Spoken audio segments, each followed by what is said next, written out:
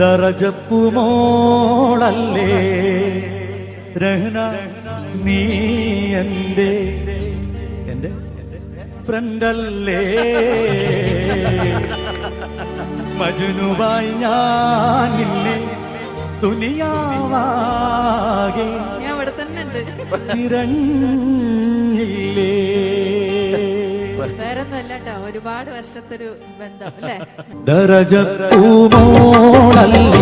ലൈല, നീ എൻ്റെ ഖൽബല്ലേ.